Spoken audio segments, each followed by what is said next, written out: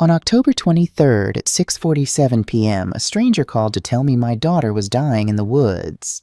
Her mother-in-law, Victoria Whitmore, had beaten her unconscious and left her for dead, telling her she had dirty blood and deserved to die.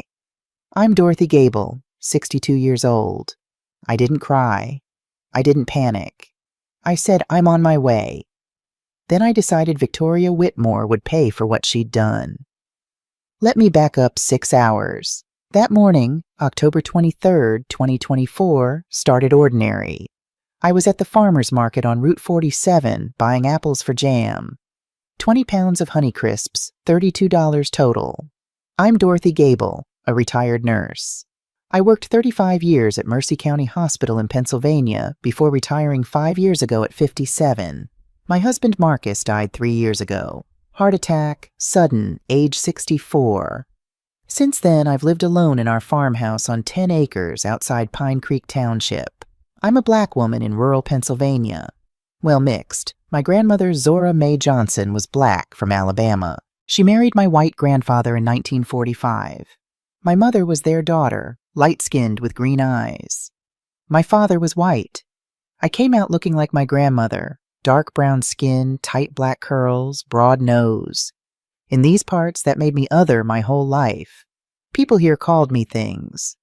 Half-breed, mongrel, dirty blood, especially that last one. It followed me everywhere, school, work, even the hospital where I saved lives for 3 decades. But I survived. I became a nurse when black women in our county couldn't get hired for anything. I married Marcus, a good man. We had one daughter, Jennifer Marie Gable. We called her Jenny. She came out light-skinned, ambiguous features. She could pass, though I hated that word. Jenny was brilliant. MBA from Penn State, summa cum laude. 8 years ago, at age 24, she married Bradley Whitmore. His family owns Whitmore Construction Holdings, worth about $340 million. They build shopping centers, office parks, hotels across Pennsylvania and New Jersey. The wedding cost $180,000. I remember because Victoria Whitmore, Bradley's mother, made sure everyone knew. Victoria is 58 years old, thin, blonde, the kind of woman who wears Chanel suits to grocery stores. She's executive director of Bright Hope Foundation, a children's charity. Last year, they raised $4.7 million at their annual gala. Philadelphia Magazine called her Philanthropist of the Year. At Jenny's wedding, Victoria looked through me like I was invisible. At the reception, she introduced me to her friends as the mother without using my name. When someone asked about my work, Victoria interrupted. Oh, Dorothy was a nurse. Very dedicated. The way she said nurse, like I'd been cleaning bedpans instead of running a trauma unit. But I smiled, said nothing. That's what you learn when you're black and white spaces. Smile, stay calm, document everything. After the wedding, Jenny moved to Harrisburg, into a $3.2 million mansion on the Susquehanna River. She called less and less, visited maybe twice a year, always looked tired, always changed the subject when I asked how things were. Everything's fine, Mom. Don't worry.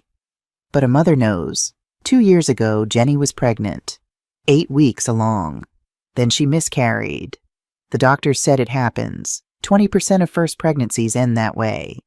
But when Jenny visited me after the miscarriage, she was different. Quiet. Scared. I asked what happened. She said the doctors didn't know. Just one of those things. I didn't push. I should have.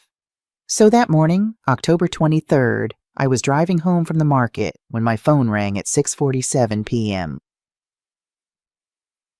p.m. My old Nokia flip phone, the kind with actual buttons. Is this Dorothy Gable? Male voice, out of breath, unfamiliar. Yes, who's this? Ma'am, you need to come urgently. The woods behind Riverside Quarry. I'm Sam Tucker, a hunter. I found your daughter. She's been beaten badly. I called 911, but they're 45 minutes out. You're closer. Please hurry. My hands went cold. I'm coming.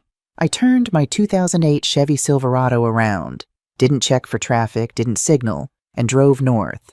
The truck is 15 years old with 187,000 miles, but it runs. Marcus bought it new in 2008 for $23,400. It's paid off. I keep it maintained. Riverside Quarry was 7 miles north. I made it in 8 minutes. When I pulled up, Sam Tucker was waiting by his Ford F-150. He pointed toward the trees. About 100 yards east. I put my jacket under her head. Ma'am, she's in bad shape. I ran. I'm 62 years old, but I ran. My boots sank in the mud. Branches whipped my face. Then I saw her. At first, I didn't recognize Jenny. She was curled on her side, fetal position. Her cream Burberry coat, the one I'd seen her wear last Christmas, probably 1-800, was torn, covered in mud and blood. Her blonde hair was matted dark red. Her face was swollen, unrecognizable. Massive bruise under her left eye, already purple-black. Split lip, still bleeding. Jenny, my voice came out steady, professional. 35 years of nursing training kicked in. Baby, it's Mom. I'm here. She opened her right eye. The left was swollen shut. Didn't focus at first, then recognition. Mom! I knelt beside her, hands already assessing injuries. Years of trauma nursing. Check airway, breathing, circulation. Ran my hands over her body. Right wrist bent wrong. Definitely broken. She gasped when I touched her left ribs. Broken ribs? Maybe 3.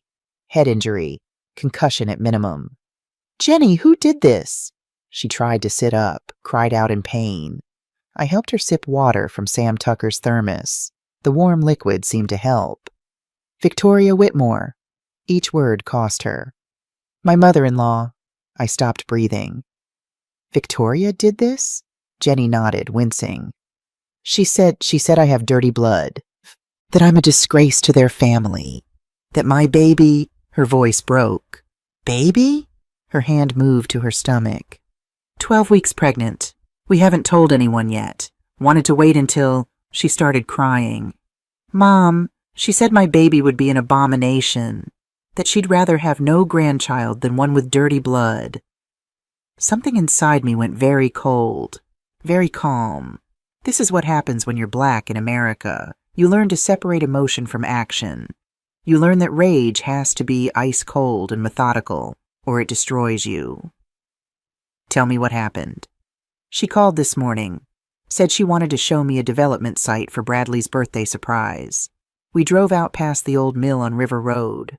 Walked into the woods. Then she turned around and hit me, with a tire iron from her trunk. What did she say? She kept saying about my blood, our blood, said I was polluting their family line, that my baby would ruin their reputation, that people like us, Jenny sobbed, people like us don't belong with people like them. In the distance I heard a siren, the ambulance.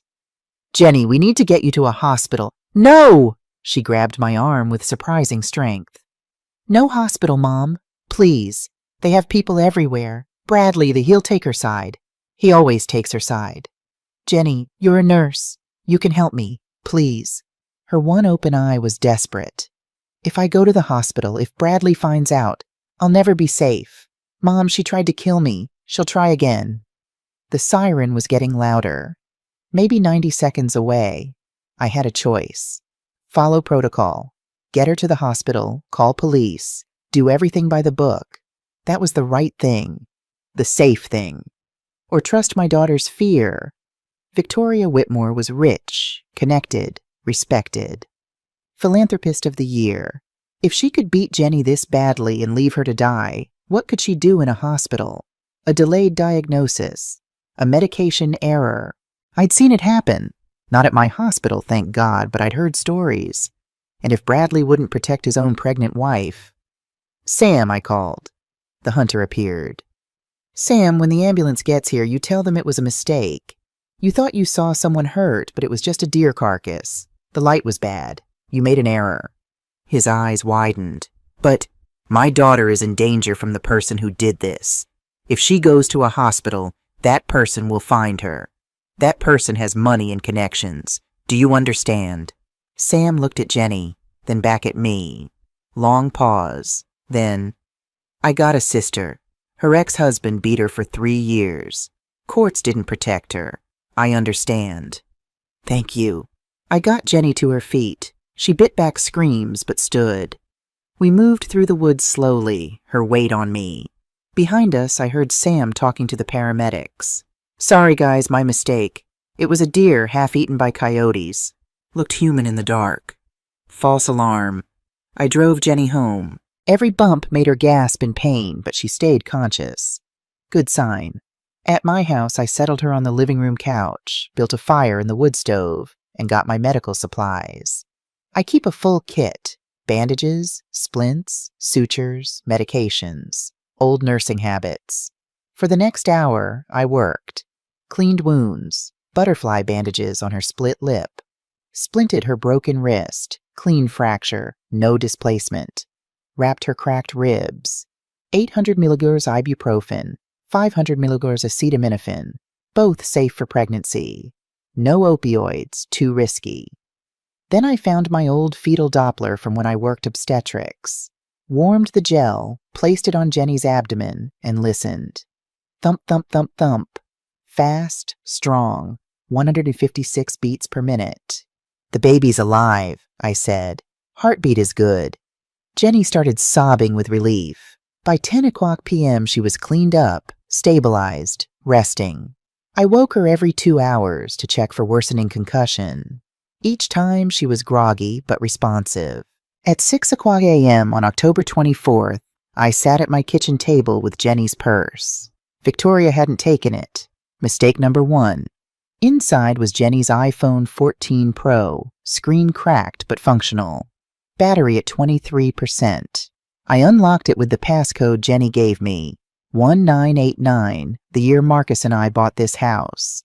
In her photos, there was an album titled Documents, Bradley Work. 63 photographs. The first showed a letterhead. Bright Hope Foundation, Victoria L. Whitmore, Executive Director and Founder. Then bank statements. Account at PNC Bank, ending in 4729. For March 2024 alone, deposits totaling $12,847,293. $12 million. In 1 month, then transfer records. Bright Hope Foundation to Riverside Consulting Partners, LLC. $2,300,000 for strategic planning services.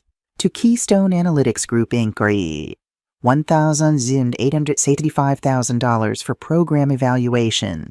To Summit Advisory Solutions, LLC.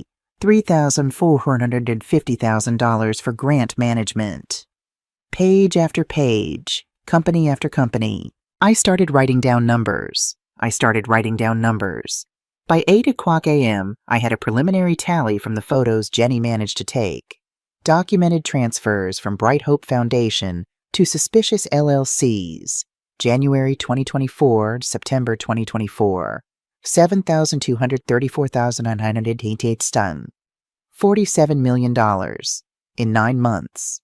And these were just the photos Jenny had captured before Victoria caught her. There were likely more transactions she hadn't discovered. I looked up the companies. Riverside Consulting was incorporated in Delaware on January 3, 2024, 5 days before receiving its first payment.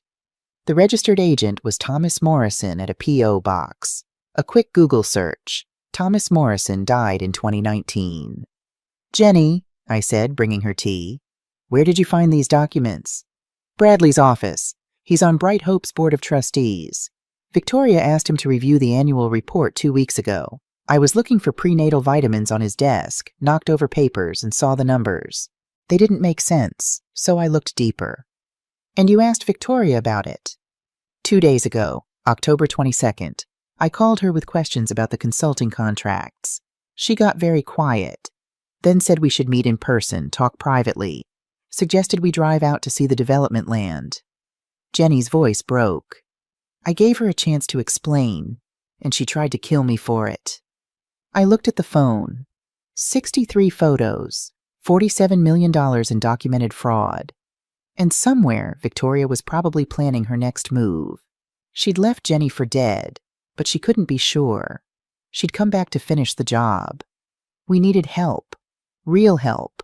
Someone who understood how to fight people with money and power. I opened my laptop and searched. Timothy Hayes, civil rights attorney, Philadelphia. 6 months ago, he'd won a $17 million discrimination settlement. Before that, a case against a nursing home corporation for elder abuse. Before that, a landlord evicting black tenants.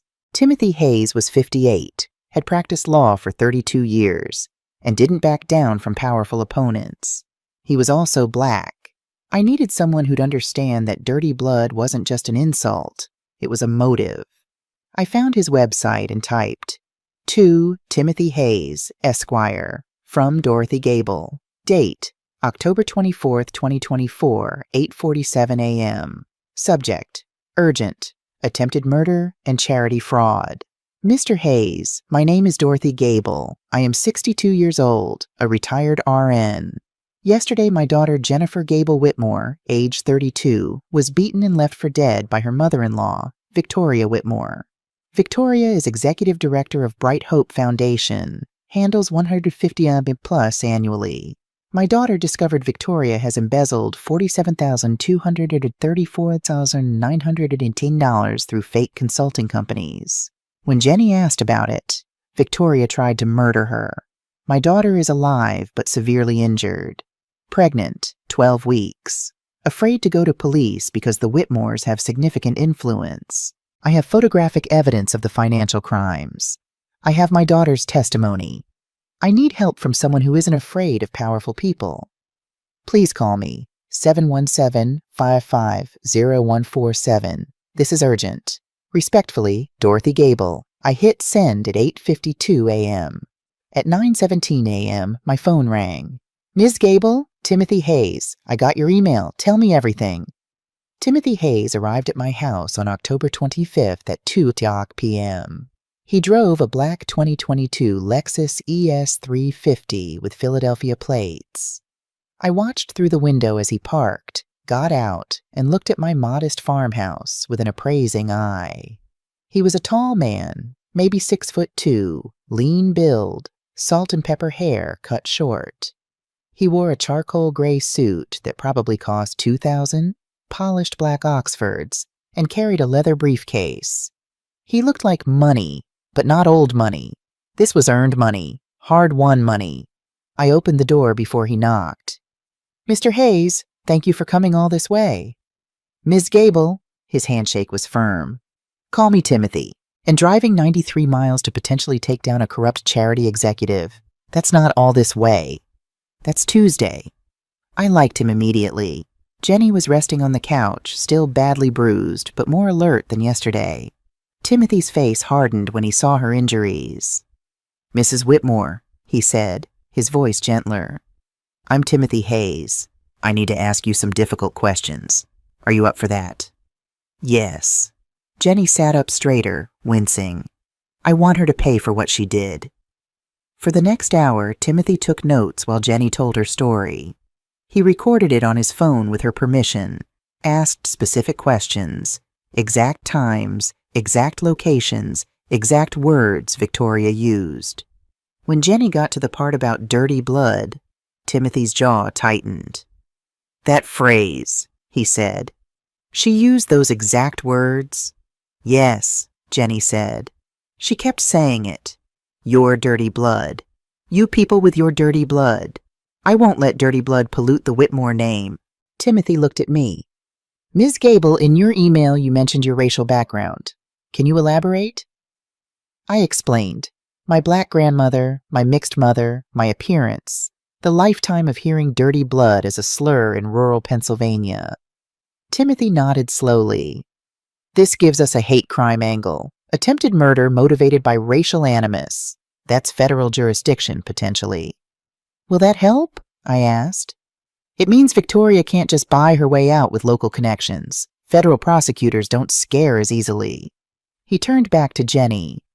Now tell me about the financial documents you found. Jenny walked him through the discovery. Timothy examined the photos on her phone, zooming in on account numbers, dates, amounts. His expression got grimmer with each image. This is massive, he said finally. Bright Hope Foundation is a 501c3 registered charity. Embezzlement from a charity is a federal crime under Title 18, Section 666. We're looking at potential prison time of 10 to 20 years if convicted. Can we prove it? I asked. These photos are a start, but we need more. Bank records from the recipient companies, incorporation documents showing their shells, paper trails linking the money back to Victoria. He looked at me. Do you know a forensic accountant? No. I do. Her name is Rachel Chen. She's worked with me on 3 previous fraud cases, and she's brilliant. I'll have her start tracing these companies today. He made a note. Now here's what I need from both of you. Jenny, I need you to make a formal statement about the assault. We'll take photos of your injuries, medical documentation. Dorothy, I need your nursing notes from when you treated her. Everything dated, everything specific. I can do that, I said. Good. Second, we need to establish a timeline of Victoria's behavior toward Jenny. Every incident of abuse, discrimination, cruelty. Dates, witnesses, evidence. Think of this like building a house. We need a foundation of pattern and practice before we get to the attempted murder. Jenny spoke up. There's something else. In early 2022, I was pregnant. I miscarried at 8 weeks. At the time, I thought... She stopped, swallowed. Victoria had been giving me special teas. Every morning. She said they were family recipes for fertility and health. Timothy's pen stopped moving. Go on. After I lost the baby, I found the tea tin in my trash. I looked up the ingredients. Jenny's voice shook. Pennyroyal, tansy, black cohosh, all of them can cause miscarriage. The room went silent. Did you keep the tin? Timothy asked quietly. No, I threw it away. I thought I was being paranoid. Bradley said his mother would never... She stopped. I didn't have proof. Did you tell your doctors about the tea? No, I was embarrassed. Thought they'd say I was making excuses for my own body failing. Timothy wrote for a long moment. Then, here's what this tells me. 2 years ago, Victoria poisoned you to cause a miscarriage. This time she tried to beat you to death. The escalation suggests she's getting desperate, which means... He looked at me. She's going to come looking for Jenny. She left her for dead, but she's not stupid. She'll wonder if Jenny survived. She'll want to make sure. My stomach went cold. How much time do we have? Not much. Maybe a week before she starts actively searching. Maybe less. He closed his notebook. Here's what we're going to do. First, Jenny, you're staying here with your mother. No contact with Bradley. No contact with anyone in the Whitmore family. You're effectively in hiding. Second, Dorothy, I'm hiring private security. 2 men ex-military will be watching this property 24/7. Third, I'm filing a restraining order against Victoria today. It won't stop her if she's truly determined, but it creates a legal record. What about the police? I asked. Not yet. We go to local police, and there's a chance the Whitmores hear about it before we're ready. We need overwhelming evidence first, criminal and civil. Then we go to the FBI and the Pennsylvania Attorney General simultaneously. Hit her from multiple angles so she can't wiggle out. He stood up, handed me his card. This is my direct cell. You call me anytime, day or night, if anything seems wrong. Understood? Understood. Good. I'll be back in 3 days with Rachel Chen. In the meantime, you two write down everything you remember about Victoria. Every cruel word, every suspicious incident, everything. Dates, times, witnesses. We're building a case that will bury her. After he left, Jenny turned to me. Mom, do you think this will work? Yes, I said, because I had to believe it would. On October 27th, Timothy returned with Rachel Chen. She was a small woman, maybe 5'3", late 40s, wearing glasses and carrying a laptop bag that probably weighed as much as she did. Ms. Gable, Mrs. Whitmore, she said, setting up at my kitchen table. Let's talk about money. For the next 4 hours, Rachel walked us through her preliminary findings.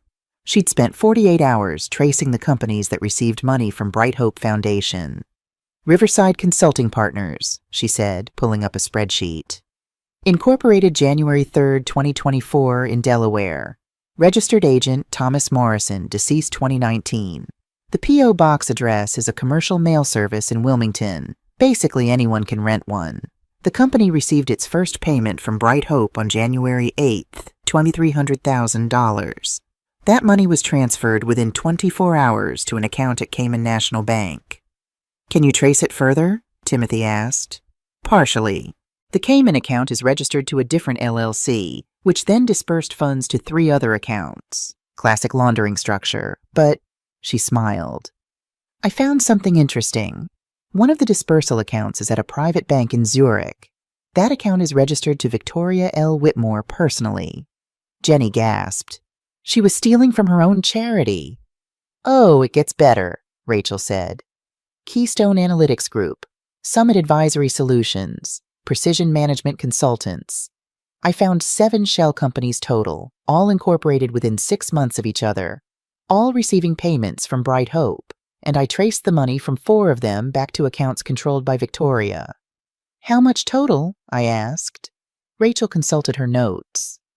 From January 2024 to September 2024, the 7 shell companies received $73,458,291 from Bright Hope Foundation. I can definitively trace $52,180,000 of that to accounts Victoria controls or has access to. $52 million. The number was so large it didn't seem real. But wait, Rachel said. I dug deeper into Bright Hope's financials. The foundation has been operating for 7 years. I pulled their 990 forms. Those are the tax returns charities have to file publicly. Over 7 years, total donations to Bright Hope, $387,942,156. Nearly $388 million. She pulled up another spreadsheet. Now look at their program expenses, the actual money spent on charitable activities. Over 7 years, $143,267,891, about 37% of donations. Where did the other 63% go? Timothy asked, though his tone said he already knew. Administrative costs, supposedly, consulting fees, program evaluation, strategic planning, management services, all the categories where you can hide theft. Rachel leaned back. Here's my professional opinion. Victoria Whitmore has been systematically looting Bright Hope Foundation for 7 years. Conservative estimate? She's stolen over $200 million. $200 million. Jenny put her head in her hands.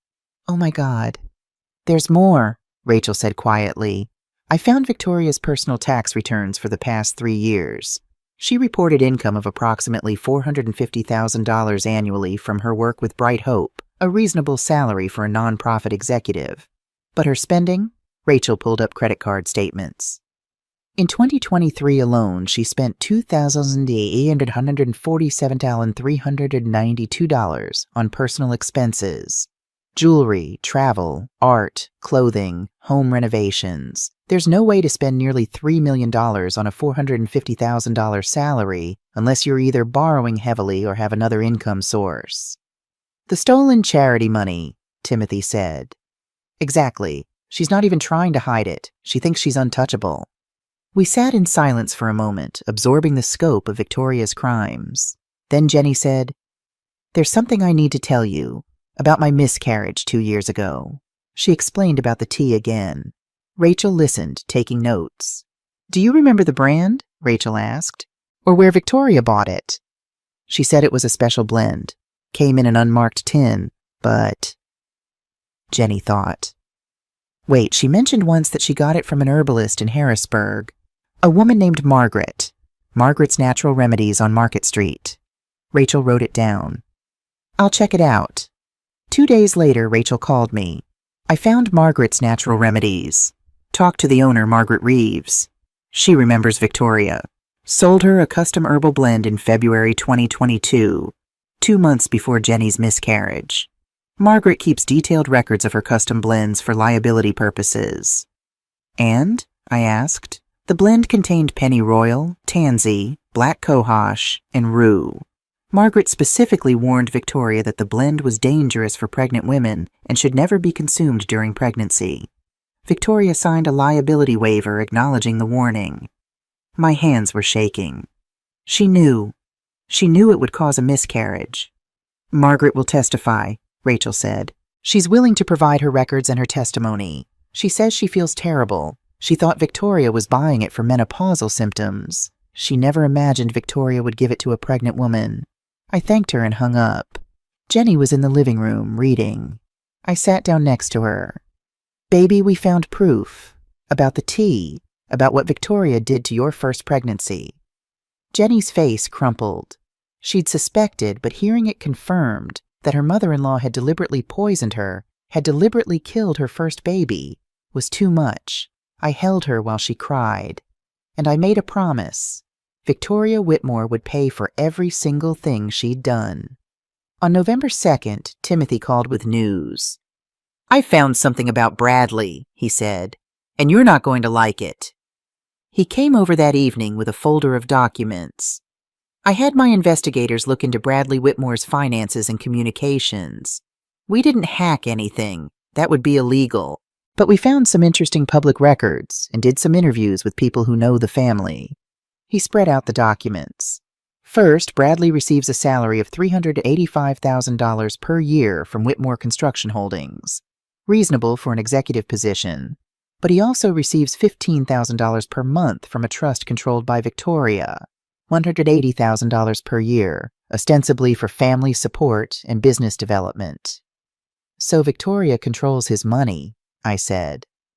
More than that. I talked to 3 former employees of Whitmore Construction. 2 of them said Bradley is essentially a figurehead. He shows up to meetings, signs papers, but he doesn't actually run anything. The business is managed by professional executives. Bradley's main job is to look good at charity events and not embarrass the family. He's a puppet, Jenny said quietly. Worse. One of the ex-employees told me something interesting. 3 years ago, Bradley had a brief affair with a woman named Christina Morales. She worked in the company's HR department. The affair lasted about 2 months, then ended. 6 months later, Christina filed a sexual harassment complaint against Bradley. The company settled for $175,000, and Christina signed an NDA. Jenny went pale. I didn't know about any affair. Victoria made it go away. But here's the thing. I found Christina. She still lives in Harrisburg. She agreed to talk to me off the record. She said the affair was consensual, but when she tried to end it, Bradley became aggressive. Made threats about her job. One night, he showed up drunk at her apartment. Timothy paused. Christina also said that Victoria knew about the affair from the beginning. In fact, Victoria encouraged it. Christina thought it was strange at the time. What mother encourages her married son to have an affair? But looking back, she realizes Victoria was creating leverage, something to hold over Bradley's head. To control him, I said. Exactly. And there's more. After Jenny's miscarriage 2 years ago, Bradley took out a $50,000 personal loan from a private lender. High interest rate, 18% APR. He's still paying it back. Why would he need a loan? Jenny asked. He makes almost $400,000 a year. That's what I wondered. So I dug deeper. Turns out Bradley has a gambling problem. Not casinos, sports betting, online, offshore sites. In the past 3 years, he's lost approximately $267,000 betting on football, basketball, and baseball. Jenny looked sick. I had no idea. Victoria knew. My investigators found emails between Victoria and Bradley from 18 months ago. She bailed him out of a $35,000 debt to a bookie. In exchange, Bradley agreed to follow Mother's guidance on all family matters. Those were Victoria's exact words in the email. The picture was becoming clear. Victoria didn't just control Bradley's money, she owned him completely. The affair, the gambling debts, the financial dependence. She'd systematically made sure her son would never stand up to her. So when Victoria poisoned me, Jenny said slowly, Bradley knew, and he said nothing. It's worse than that, Timothy said gently. I found text messages between Bradley and Victoria from October 22nd. The day you asked Victoria about the financial irregularities. Victoria texted Bradley, "Your wife is asking questions. Deal with it or I will." Bradley replied, "I'll talk to her." 20 minutes later, "She won't listen to me." Victoria, "Then I'll handle it. You just stay out of the way." "He knew she was going to hurt me," Jenny whispered. The next day, October 23rd, Bradley texted his mother at 6:15 p.m. "Is it done?" Victoria replied at 6:52 p.m. "Yes, stop worrying. That was 33 minutes after Sam Tucker found you in the woods." Jenny was crying silently. I put my arm around her. "This is good for our case," Timothy said, his voice gentle but firm. "Bradley's complicity makes him an accessory to attempted murder. We can use that. Offer him a deal. Testify against his mother in exchange for reduced charges. He's weak. He'll break." "I don't want to see him," Jenny said. "You won't have to. I'll handle it." Timothy gathered his documents. "One more week. That's all I need to finalize everything. Then we take all of this to the FBI and the Attorney General's office simultaneously. Victoria won't know what hit her." After he left, Jenny turned to me. "Mom, I married a monster." "No," I said firmly. "You married a weak man controlled by a monster. There's a difference, but that doesn't make what he did okay. I'm scared. What if this doesn't work? What if she gets away with everything?" I took her hands. "Listen to me. I'm 62 years old. I've lived my entire life hearing people call my blood dirty. I've been underestimated, dismissed, and discriminated against. But I'm still here. And I'm not going to let Victoria Whitmore, with all her money and her mansion and her charity galas, destroy my daughter and grandchild. How are you so strong?" "Because my grandmother Zora taught me something. She said, 'Dorothy, they'll try to break you. They'll use words, money, laws, violence, everything they have. But remember, the blood they call dirty is the blood of survivors. We don't break. We bend, we adapt, we outlast. And in the end, we win." I squeezed Jenny's hands. "Victoria thinks dirty blood means weak blood. She's about to learn she's wrong." On November 8th, Timothy called me at 7:00 a.m. "It's time," he said. "We have everything we need. The FBI is ready. The Pennsylvania Attorney General's office is ready. Today we bring Victoria Whitmore down." My hands were steady as I poured my coffee. 3 weeks of preparing for this moment. What happens now? At 2:00 p.m. today, Victoria has a scheduled meeting at her Bright Hope Foundation office. It's a routine quarterly review with the Board of Trustees. Bradley will be there. What Victoria doesn't know is that FBI Special Agent Sarah Mitchell and Assistant Attorney General David Torres will also be there, with arrest warrants. "You told Bradley?" "I made him a deal yesterday. He testifies against his mother, provides all communications and documents, and pleads guilty to accessory after the fact. In exchange, he gets 5 years probation instead of 10 years in prison. He took it." Good. I felt no sympathy for Bradley. He'd known Victoria was going to hurt Jenny and did nothing. "There's one more thing," Timothy said. "Agent Mitchell wants Jenny to be there, not in the room, but in the building. They want Victoria to see her, to know she survived." I looked at Jenny, who was listening on speakerphone. Her bruises had faded to yellow-green, but they were still visible. Her wrist was still splinted. "I'll do it," Jenny said firmly. "I want to look her in the eye." At 1:45 p.m., Timothy picked us up in his Lexus. We drove to Harrisburg, to the Bright Hope Foundation offices on 2nd Street, a beautiful historic building that the charity had renovated in 2019 for $4.3 million. Donor money. Stolen money. Agent Sarah Mitchell met us in the parking garage. She was a tall black woman, maybe 45, with an air of absolute authority. She wore a Navy FBI windbreaker and carried herself like someone who'd seen everything twice. "Mrs. Whitmore," she said, shaking Jenny's hand carefully, aware of her injuries. "Thank you for your courage. I know this isn't easy." "I want justice," Jenny said. "You'll get it." Agent Mitchell turned to me. "Ms. Gable, I read your statement. Your documentation of your daughter's injuries was crucial. Without that medical evidence, this case would be much harder to prove." "I'm a nurse," I said simply. Documentation is what we do. We took the elevator to the 3rd floor. The Bright Hope Foundation offices were elegant. Mahogany furniture, original artwork, fresh flowers, all bought with money meant for sick children. Agent Mitchell positioned us in a conference room with one-way glass overlooking the main boardroom. We could see in, they couldn't see out. At 1:58 p.m., Bradley arrived. He looked terrible, pale, sweating, dark circles under his eyes. He saw Agent Mitchell and nodded slightly. He knew what was coming. At 2:01 p.m., Victoria Whitmore entered. She looked perfect. Cream-colored Chanel suit, probably $8,000. Blonde hair styled immaculately. Cartier watch, $32,000. Pearl necklace. She carried a Louis Vuitton briefcase and smiled at the receptionist like she owned the world. Because she thought she did. Victoria walked into the boardroom where 5 board members were already seated. Bradley was there too, looking at his hands.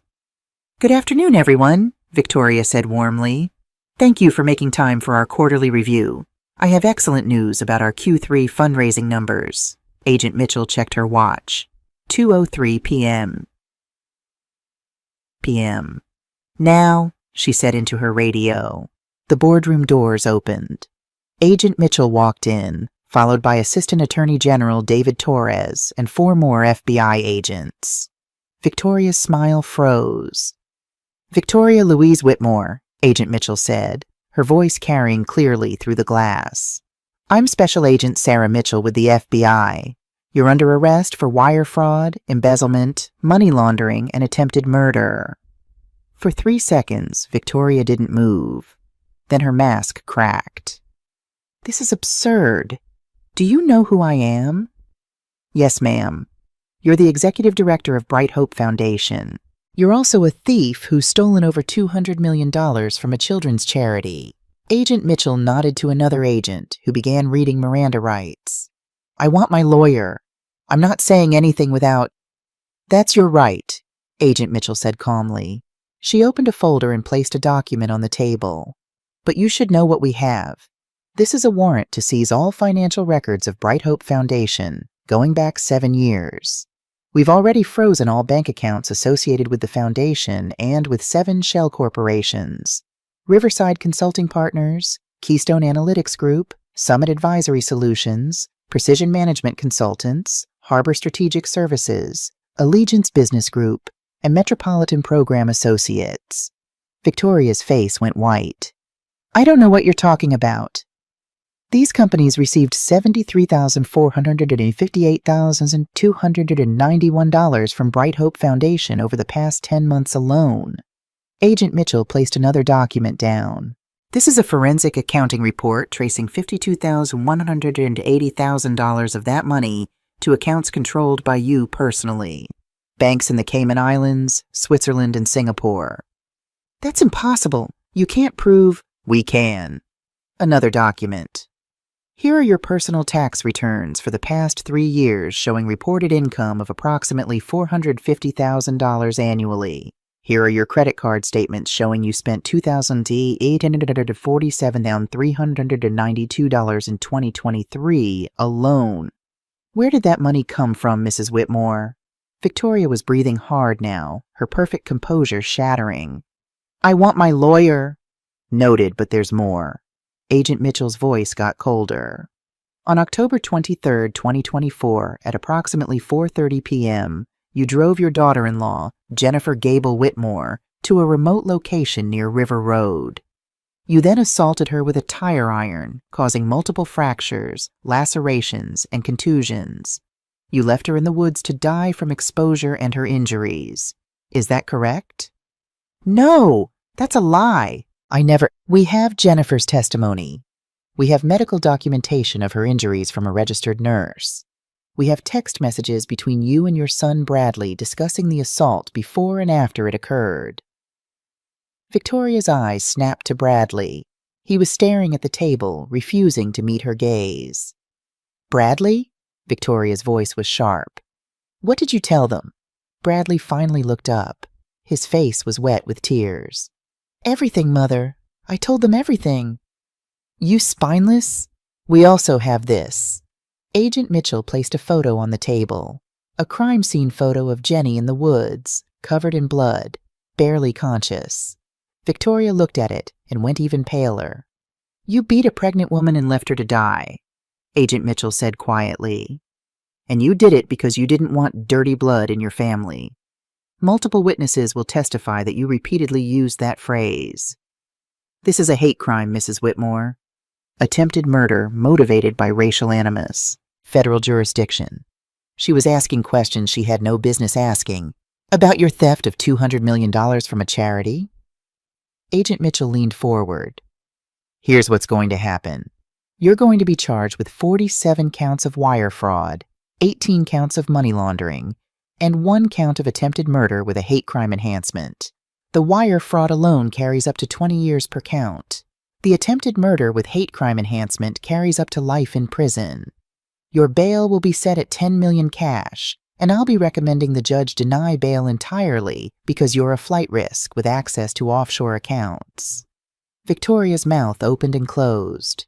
No words came out. "But here's the worst part for you," Agent Mitchell said, and I heard something like satisfaction in her voice. "In about 15 minutes, I'm holding a press conference on the steps of this building. Every news outlet in Pennsylvania will be there. By 6:00 p.m. tonight, everyone will know that Philadelphia's Philanthropist of the Year is actually a racist thief who tried to murder her pregnant daughter-in-law. Your reputation, the thing you care about more than anything, will be destroyed forever. You can't— Watch me." Agent Mitchell nodded to 2 agents who moved behind Victoria. "Victoria Louise Whitmore, stand up and place your hands behind your back." "No, wait, I can explain. You have the right to remain silent. I suggest you use it." They handcuffed her. Victoria's perfect facade finally shattered completely. She started screaming. "This is a mistake. I'm innocent. Bradley, tell them. Tell them I'm innocent." Bradley looked at his mother with something like pity. "No, Mother, you're not." As they led Victoria out, she passed the one-way glass where we were standing. She couldn't see us, but we could see her. Her makeup was running. Her hair was coming undone. She looked old and small and ordinary. Jenny squeezed my hand. We said nothing. 6 months later. It's April now. Spring in Pennsylvania. I'm sitting on my porch at 6:30 a.m., drinking coffee and watching the sun come up over my 10 acres. The dogwoods are blooming. The air smells like fresh earth and new grass. Jenny is inside, making breakfast. She's 8 months pregnant now. The baby, a girl, is due in 3 weeks. We're naming her Zora, after my grandmother. The past 6 months have been a whirlwind. Victoria Whitmore pleaded guilty to 47 counts of wire fraud, 18 counts of money laundering, and 1 count of attempted murder. She got 32 years in federal prison. She'll be 90 years old when she's released, if she lives that long. The sentencing hearing was in February. The judge, an older black woman named Henrietta Washington, had some choice words. "Mrs. Whitmore," Judge Washington said, "you stole over $200 million from sick children. You used racial slurs to justify attempted murder. You showed no remorse, no conscience, no humanity. You are going to prison for a very long time, and you will have many years to reflect on your crimes." Victoria tried to speak. The judge cut her off. "I don't want to hear it. Take her away." Bradley pleaded guilty to accessory after the fact and obstruction of justice. He got 5 years probation, 2,000 hours of community service, and permanent removal from any position at Whitmore Construction Holdings. The company is now run by professional management. Bradley works at a hardware store for $15 an hour and attends court-ordered therapy twice a week. Jenny divorced him. It was finalized in March. She got a settlement of $2.7 million. Money Bradley inherited from his father, not money connected to Victoria's crimes. Jenny donated $1 million of it to children's hospitals in Pennsylvania. She kept the rest for Zora's future. We live here now, in my farmhouse. Jenny has a remote job doing financial consulting for nonprofits, helping them avoid the kind of fraud Victoria committed. She's good at it. She makes $85,000 a year and works from home. I teach a class twice a week at the community college. Introduction to Nursing for students considering healthcare careers. I'm 62 years old and technically retired, but I wanted to give back. Plus, the students keep me sharp. Timothy Hayes visits sometimes. He and Jenny are friends now. He's teaching her about civil rights law. She's thinking about law school after the baby is old enough. The Bright Hope Foundation was dissolved. All remaining assets, about $14 million, were distributed to legitimate children's charities. The victims of Victoria's theft will never get all their money back, but at least some good came from the wreckage. As for me, I'm at peace. People ask me how I stayed so calm through everything, how I didn't break down when I found Jenny in those woods, how I managed to document everything, find a lawyer, build a case while taking care of my injured pregnant daughter. The answer is simple. I'm 62 years old and I've been hearing dirty blood my entire life. My grandmother Zora heard it too. She was a black woman in Alabama in the 1930s and 40s. She survived Jim Crow, survived poverty, survived the hatred of people who thought her existence was wrong. She married a white man when it was dangerous to do so. She raised children in a world that didn't want them to exist. And she taught me something. The blood they call dirty is the blood of survivors. It's the blood of people who were enslaved and somehow stayed human. It's the blood of people who were segregated and still fought for justice. It's the blood of people who were told they were less than human and somehow knew it was a lie. That blood doesn't make us weak. It makes us strong in ways people like Victoria Whitmore can't understand. She thought her money and her mansion and her charity galas made her powerful. She thought she could beat my daughter to death and get away with it because we were beneath her. She was wrong. Because at the end of the day, all her money couldn't buy her what my grandmother gave me for free. Dignity, resilience, and the unshakable knowledge that my worth doesn't depend on anyone else's opinion. Victoria is in a federal prison in West Virginia now, sharing a cell with another inmate, eating cafeteria food, wearing a uniform. Everything that made her special is gone, and she has 32 years to think about it. Meanwhile, I'm sitting on my porch, drinking coffee, waiting for my granddaughter to be born. Justice didn't come from revenge. It came from documentation, evidence, patience, and the courage to stand up to someone who thought we'd be too scared or too weak to fight back. Jenny comes out onto the porch, carrying a plate of scrambled eggs. "Breakfast, Mom." "Thank you, baby." She sits down next to me, one hand on her enormous belly. Zora's kicking like crazy this morning. She knows she's almost here. "Mom, can I ask you something?" "Anything." "Do you think she'll face discrimination? Zora, for being mixed like you did?"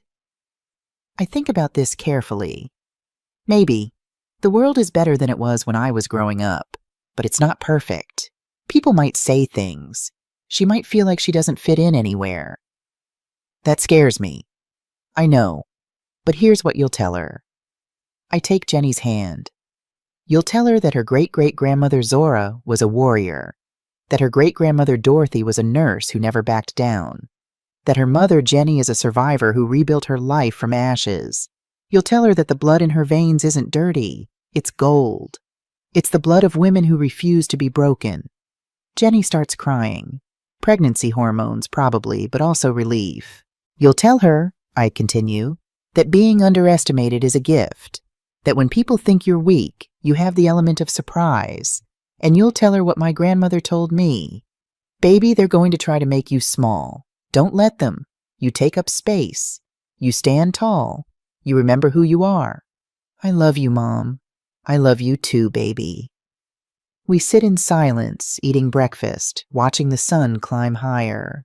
Somewhere far away, Victoria Whitmore is waking up in a prison cell.